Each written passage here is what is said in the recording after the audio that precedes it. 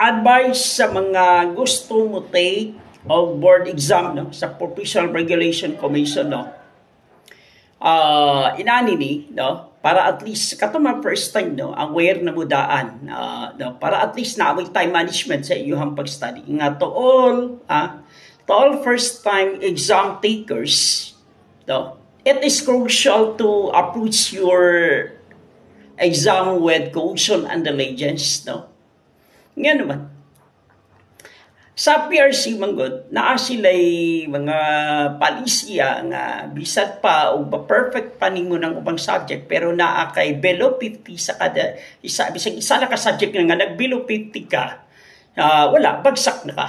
So, kaniya, remember nga the scoring below 50% in any subject will result and failing the examination.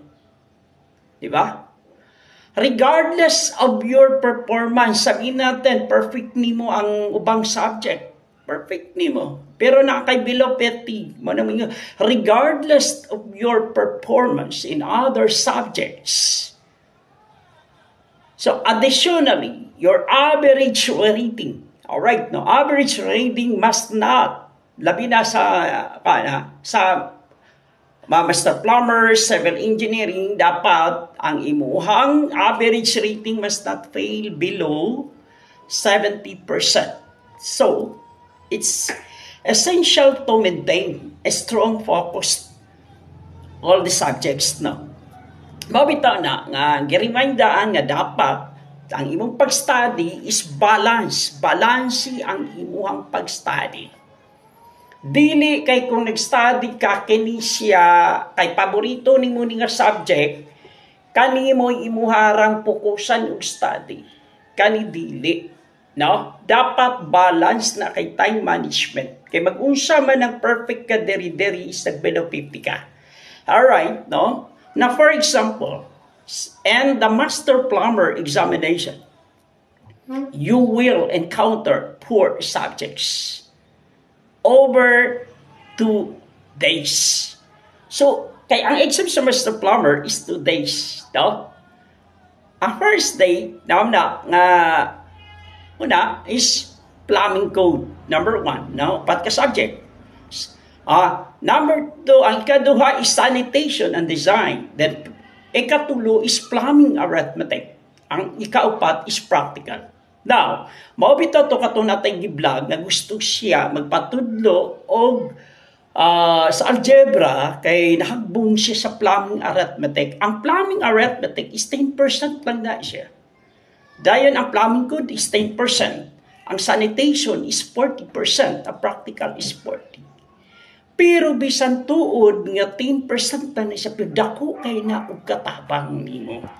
So, mauna nga mo-focus ka sa algebra, mauto nga naatay natin sa kanisip sa nga minghangyo na to, nga kung pwede nga magpatudlo siya o mathematics algebra, labi na sa each problem, kanang mga word problems. No?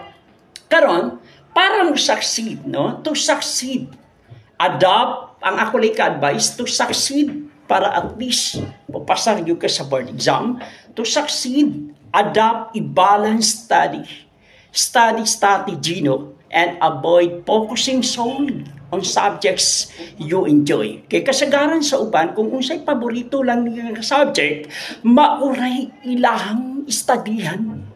Diba? Pero dili inana sa PRC, dili inana pag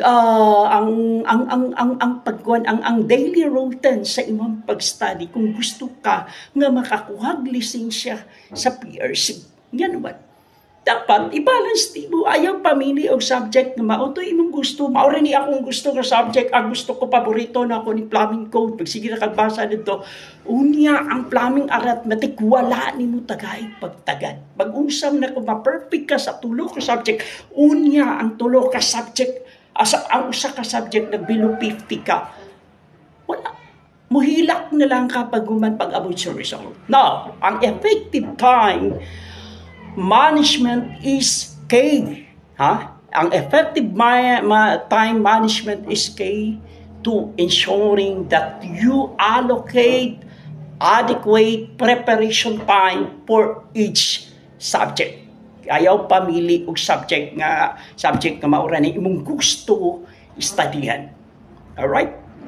So karon dapat balance. So, wala kay below 50, di kinahanglan. Usa to, wala kay below 50 sa upat ka subject. Alright, kung naa kay nag-below 50 na sa usa na lang ka subject, plumbing arithmetic ba or plumbing code, hulog na ka. Or basta sa upat ka subject kung naa kay below 50. Pero kinahanglan, usa to atong giingon, ang imong average rating kinahanglan ang imong average rating must not fail below 70%. So, it is essential to maintain a strong focus all these subjects. Alright, inana lang. Ha?